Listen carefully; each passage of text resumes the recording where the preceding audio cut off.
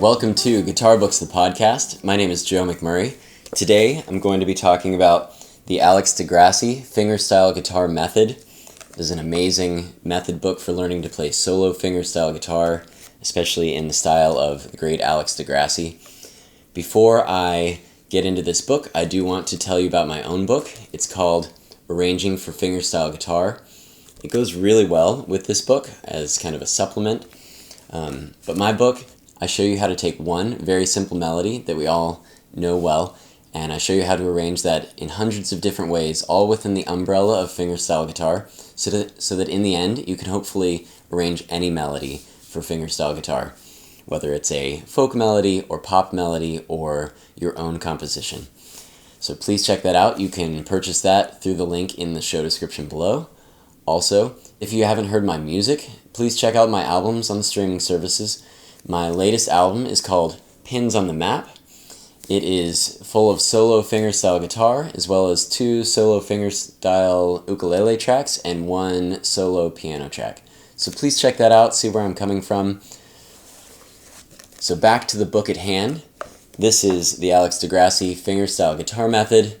This was written by Alex de Grassi, published in 2012 by Stringletter Publishing, kind of the publisher that publishes the Acoustic Guitar Magazine. For what it's worth, it's distributed by Hal Leonard. So this is a thick book. It's almost 200 pages. It's a method book for learning to play solo fingerstyle guitar. It is written by Alex de Grassi, as I mentioned earlier. He was one of the original fingerstyle guitarists from the Windham Hill record label. You'll learn to play largely in his style, with his technique and artistry and musicality. This is an amazing book. It is a tome of information, but it is very dense and highly technical. There's a lot of text that you really need to go through. The audio examples are extremely helpful. I have never used audio examples so much. So the author, Alex de Grassi, claims that this is for beginner to advanced players. There is information for everybody. The first roughly half of the book is definitely geared towards beginner and intermediate players, while the second half of the book is much more advanced.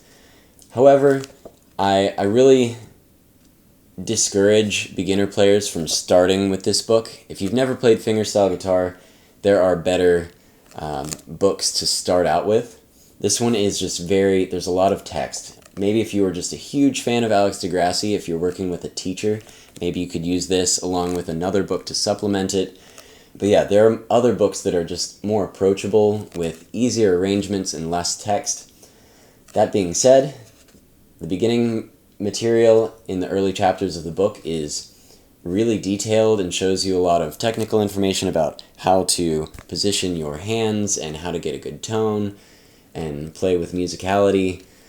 So it's a great book, but I think it is most beneficial if you can already smoothly play some fingerstyle arrangements, and then you can go through this and you can tweak your physical techniques, your tone, your artistic touch, so things like your phrasing, your articulation, your dynamics. The second half of the book is very heady, with more advanced concepts that you really don't need to worry about if you're just getting started with solo fingerstyle guitar. This includes difficult cross-string ideas, reasons to use alternate tunings, complex rhythmic ideas, modern percussive techniques, and ways to add depth and dimension to your sound. The repertoire in this book consists mostly of traditional tunes and some of Alex de Grassi's original tunes. There are only a few full songs. There's mostly song fragments for learning purposes. I actually really appreciate this. He breaks down these fragments in great detail in order to demonstrate the topic being discussed. There is so much information in the descriptions. There's the nuances of how to physically perform a technique, where to place your fingers, that kind of thing. It's very, very dense, slow going. I recommend listening to each wonderful audio example, then reading the text pertaining to that example, and then playing the example and then repeating that cycle over and over many times, sometimes for many months. There's some difficult concepts and some things that you're going to really need to work on. I actually started this book 2 years ago and kind of lost my motivation, got distracted, but I'm really glad I pulled this back out and pushed through. There are many ideas in this book that I need to continue to work on to become a better musician, to become more expressive and musical, to play with more clarity, things like controlling my note durations. Yeah, it's a really incredible book. I sometimes feel like I'm chasing the dragon, looking for new solo fingerstyle guitar method books. At some point, working with a teacher is really crucial for getting better, and you can only get so much out of most books. But this is one of the few books I've gone through recently where I came away actually feeling like I learned some new concepts and some new things that I need to focus on. It wasn't the most enjoyable book to go through while I was going through it, but like I said, it's just so dense. I spent a lot of time reading and having to think about information, but that's what I needed. But if that's not where you are in your studies and your musical progression, if you're not into reading dense text, this probably isn't the book for you, but it's a great book. So I want to give my thanks to Alex de Grassi for putting so much effort into this, and his team that helped him to edit and publish it. Great book, not for beginner students in my opinion. So that's my general overview.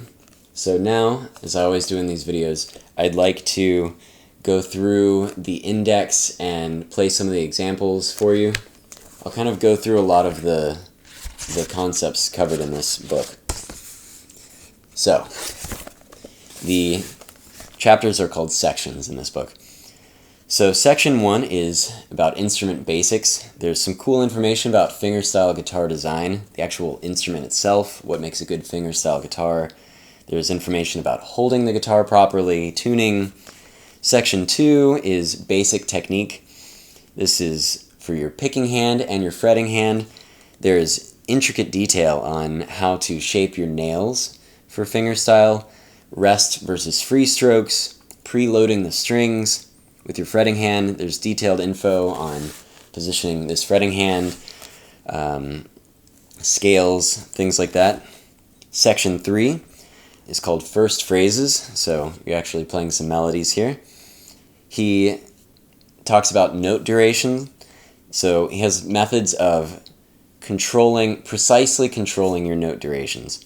This is something I hadn't spent as much time on, but it's part of why in his playing he has so much clarity. There's not so many notes ringing out together. Sometimes he does that purposefully, but he also stops notes from ringing when it suits him artistically, musically, in order to gain clarity, that sort of thing. He talks about legato techniques, so things like hammer-ons, pull-offs, slides, things like that. And then I will go ahead and play the first example from the book here that I've played for you. This is on page 44. So this is the classic tune, O Susanna. It's just the melody. Within this example, he wants you to pay close attention to note durations and use the picking hand and fretting hand string stopping techniques, as well as the thumb rest stroke. And there's also going to be a lot of legato techniques used. So here we go.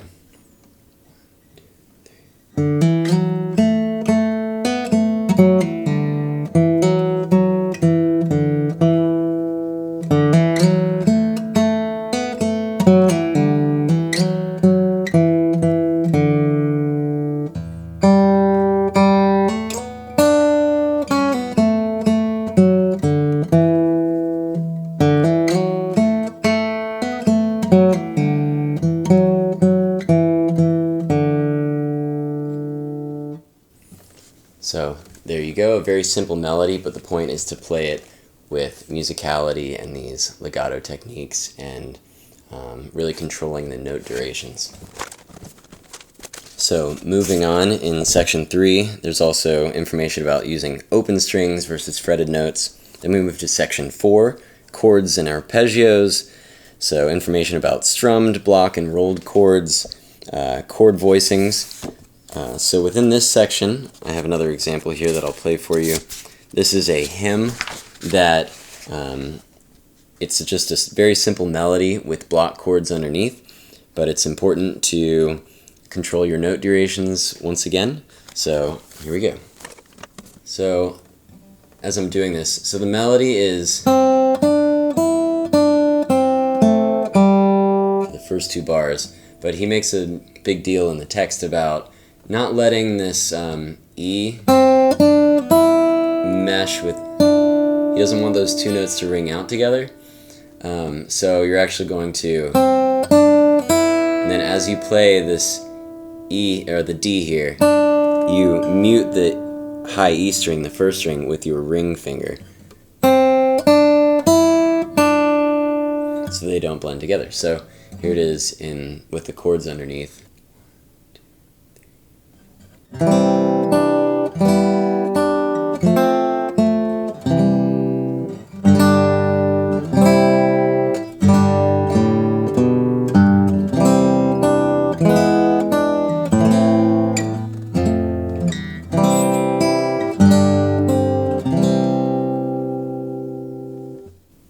So really pretty, great learning etude. It's only 1, 2, 3, 4, 5, 6, 7, 8 bars. So yeah, I'll keep going here. So the next section, or still in the same section, this chords and arpeggios section. The next little subsection is on arpeggios. So most of you have played arpeggios before if you've played some fingerstyle guitar, but we're going to start integrating melody with the arpeggios, so playing a melody on top with arpeggios underneath as the accompaniment. So here's one example that he has. This is on page 63, example 8. So this is a very simple melody with arpeggios underneath, and once again we're going to really focus on precisely controlling our note durations. I'll show you what I mean once again. So the melody is this 1, 2. So you're playing the C, E, D, C. So the idea is to not let the E and the D ring out together, just like in the last example. You're going to play the E and then play the D and mute your first string with your ring finger. So now here it is with the arpeggios integrated. 1, 2.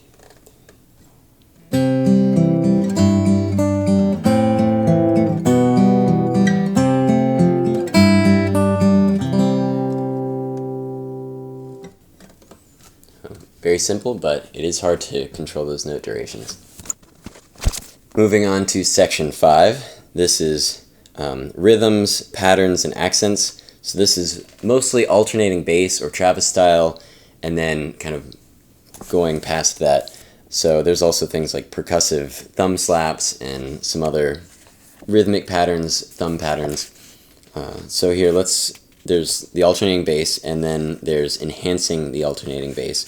So on page 69, the next example I'll play for you is a pretty basic Travis picking pattern, but including some kind of bass runs. Before I play this though, most people who have played Travis picking alternating bass probably learned using some palm muting. At this point in the book, the author hasn't really done that, so he hasn't introduced the idea of palm muting. He's mostly using more of his thumbnail, more of a classical style. So it's a much crisper sound.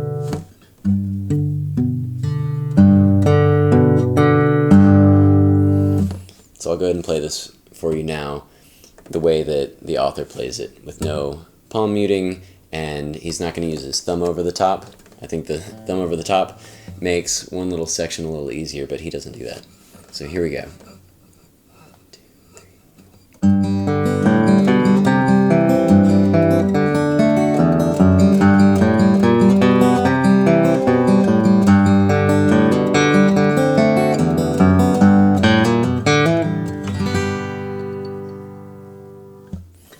All right, moving on. After he talks about all of this alternating bass stuff. He does have a section on percussive thumb slaps, which I love to do, and I like how it makes it sound like you've got a snare drum on your guitar. So on page 76 to 78, there's a series of ideas that build on each other that utilize thumb slaps. So I'm going to play them all for you so that you can see how this idea of taking one simple idea and building on it can be a really effective teaching tool. So the first example on page 76, this is example 5A. This is just playing the open E string, and it's a rhythmic idea bass line with thumb slaps. So here we go.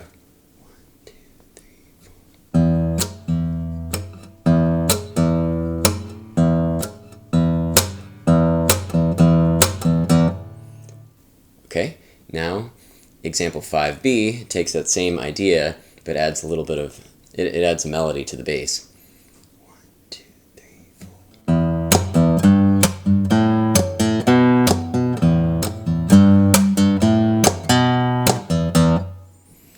Moving on to page 77, example 6 takes that same bass line but adds some chords on the top. So instead of just that open E, you're going to have this. So I'll play it for you. 1, 2, 3, 4.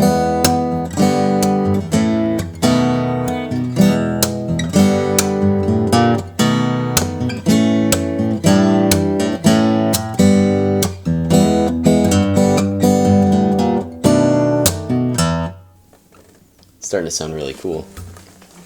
So moving on to page 78, example 7 is the exact same idea, but it's the exact same example, but played with a swung feel as opposed to the straight feel. So that straight feel, 1 and 2 and 3 and 4, and the swung feel is 1 and 2 and 3 and 4. And so instead of,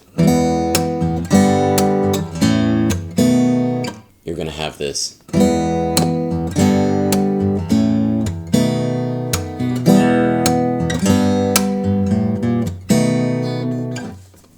So it's cool how he took a very simple, basic idea and built it into a really cool groove.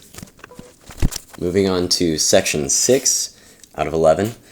Section 6 is called Texture. So this is all about articulations, vibrato, pizzicato, muting, harmonics, natural and artificial harmonics, timbre and dynamics. So timbre is dolce or really sweet and round sounding versus ponticello or metallico, which is when you play near the bridge of the guitar and you get a really bright, snappy sound. So I'm going to play an example on page 88. This is the classic tune, Amazing Grace. So it's just the melody, but in this section he was discussing different types of vibrato. There are 2 different types of vibrato that he goes over, and yeah, he puts a lot of expressive nuances into this melody. Here we go.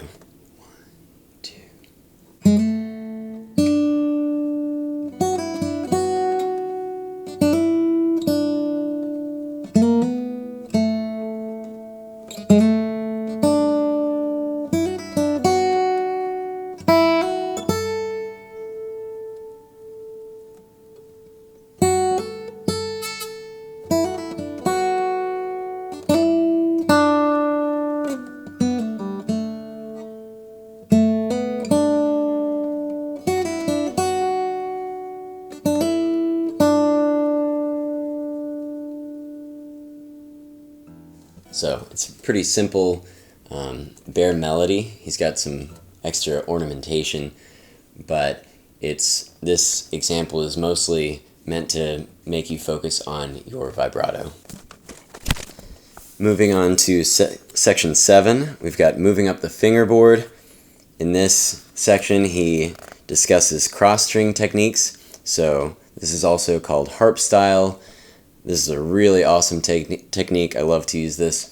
It's where you attempt to play every note on a string that's different than the note before. This allows multiple notes to ring out together, creates a really lush sounding arrangement. So to demonstrate this, I'm going to show you on page 113. This is The Streets of Laredo, classic old tune, but he's arranged this using the cross string technique. To show you just how effective it is, I'm going to play it just normally in the same position, and then I'll play it cross string so you really hear the difference. So here's the bare melody.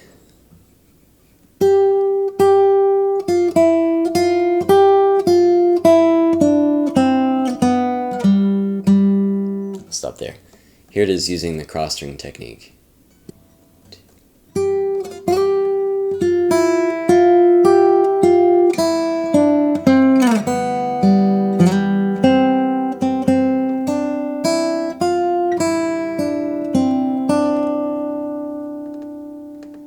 So it's a big difference.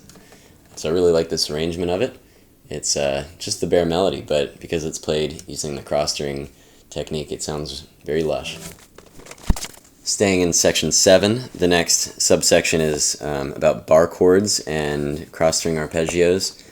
Then moving on to section 8, he has a chapter on alternate tunings.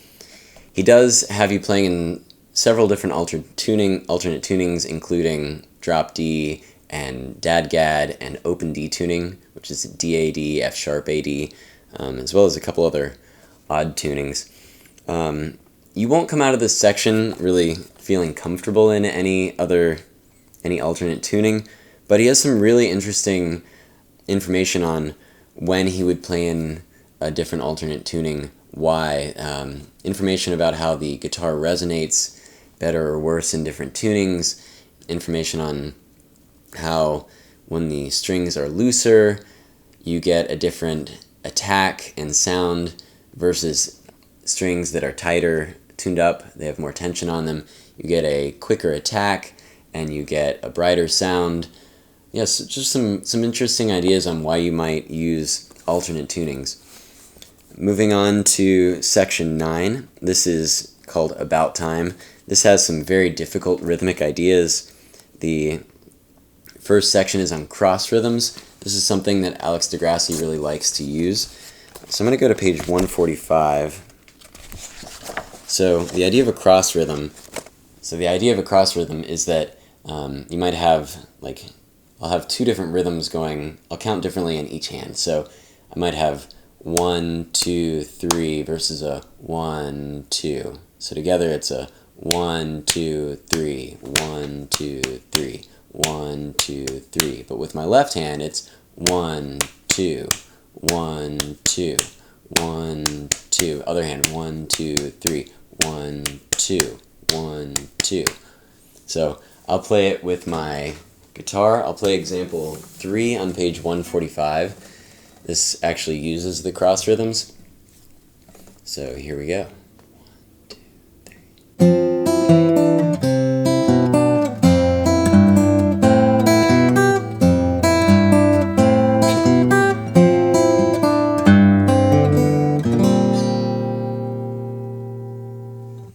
So it sounds really cool. This was a really hard chapter, honestly. I spent a lot of time working with the metronome. This is from the second page of this chapter. It gets more technical and more difficult. But it is cool if you are into rhythmic ideas in your playing. There's a lot of cool information in this chapter. Also in this chapter, he does have, after the cross rhythms section, there is a subsection on phrasing that I really like. So we do this a lot when we're playing classical guitar.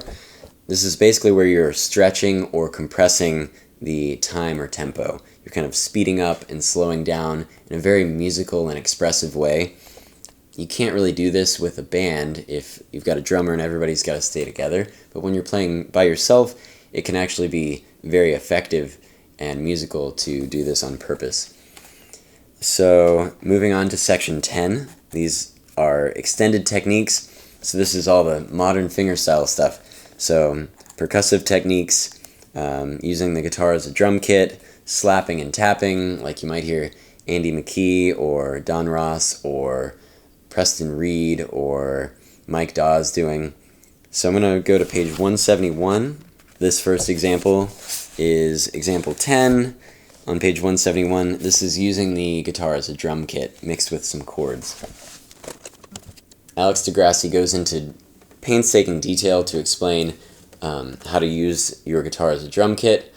He has you using your thumb to get a kick sound down here, your ring finger for your snare, your middle finger for a tom.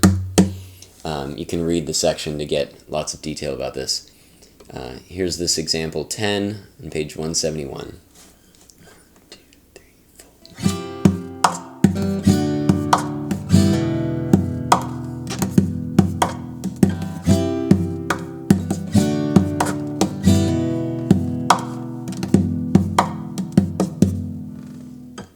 So pretty cool idea. You could use that with just G chord, D, C. You could integrate it into lots of playing. So there's some other ideas too, using the guitar as a drum kit, but I'm going to move on. So this is a few pages later on page 177, example 8. So we've got to get in dadgad tuning for this. Okay, so we're in dadgad tuning now. D, A, D, G, A, D. This example is very much in the style of Andy McKee's Drifting. 1, 2, 3, 4, 1, 2.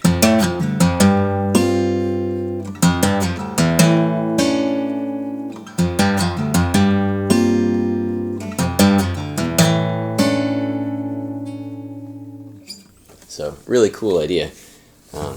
So here we go. Okay, so that's the last example that I'll play for you, but there is still section 11, which is called the 3D sound. So this is talking about depth of field and orchestration. This is a great chapter. It's really difficult. Basically, you're trying to look at your arrangement, which is usually has several voices, maybe a melody on top, some inner harmony, and then a bass line. So basically the idea is to try to give each voice its own volume. So maybe making the melody the loudest, the bass line second loudest, making the inner harmony the quietest. Maybe giving each voice a different timbre or articulation. Maybe trying to put vibrato on the melody while playing the inner harmony, staccato, things like that. It really makes each voice sound like a different instrument. There's some really cool information on how to do that. It takes a lot of work. I'm still working on the ideas from that chapter, and I will be for a long time. So that is the end of the book. So I hope that this was valuable to you, going through the book in depth. I think this is a great book, but it's really dense. And as I said at the beginning of the video, if you are an experienced player, intermediate or advanced, there are definitely some things you will get out of this. If you're a beginner player, there's lots to learn in here, but it just might be, it might bog you down. You might feel discouraged at some point if you aren't working with a teacher. Okay, so before I let you go, I do want to tell you a little bit more about my book, Arranging for Fingerstyle Guitar. I mentioned earlier in the video that it shows you how to arrange a single melody in hundreds of different ways so that in the end you can arrange any melody in a fingerstyle manner. But I think that the way I do this is really effective because I take that one 4-bar melody and I show you how to arrange it using just simple melody and bass, how to add inner harmony, how to add an alternating bass line underneath that melody, how to add arpeggiation under that melody, how to play the melody in thirds and sixths and tenths, how to integrate natural and artificial harmonics, how to play the melody in the bass. And then I show you how to transpose it to different keys because every melody sits better or worse in different keys. So a really important part of arranging for fingerstyle guitar is finding the optimal key for that tune. And then I have a whole chapter on building independent bass lines underneath the melody. There's a chapter on playing in different time signatures. And then I really spend a lot of time talking about reharmonization. It's a topic that I really enjoy because in fingerstyle guitar, we're not singing, so if we play like a pop song or a pop song structure, if you play verse, chorus, if you're repeating a verse, it can get pretty boring unless you have some variations. And obviously you can have melodic variations, those are important, but you can also have harmonic variations where you're actually changing the chords underneath the melody, and I show you in great detail how to do that. I think if you are an advanced player, you could buy the book just for those chapters. If you are a beginner player, you could buy the book and go through the first chapter or two and you would get a lot of useful information. Very different from this book, which is very focused on technique and musical expression and style and clarity. My book is more about how to actually put a fingerstyle guitar arrangement together. So they actually go very well hand in hand together. So that's my book. It's available as an ebook only, at least right now. You can purchase it through the link in the show description below. Also, if you haven't listened to my music, please check out Pins on the Map and my other couple albums that are available on the streaming services. Yeah, so if you like this video, please actually click the like button, subscribe. I'm trying to get to 1,000 subscribers. I think that's where I actually start making a little money off of this. That would be great since I spend a lot of time on it, and my wife is asking me why I spend so much time doing this since it doesn't make any money. So I learn a lot from these books, so I really enjoy it, and it's kind of just my excuse to spend 2 months going through a 200-page method book when I already perform and play and record. There's always something to learn, and I'm always trying to make myself better. I love learning music from teachers, from books, from online videos. They're all extremely valuable. I think it's important to mix and match. But yeah, I learn well personally from books. I like that I can read at my own pace, I can see the examples, I can write notes to myself, I can actually write details into the standard notation or the tablature. If I didn't mention it, this book does have standard notation and tablature. Yeah, so I love doing this. Please subscribe to my channel, like the video, and I'll see you next time. Thanks.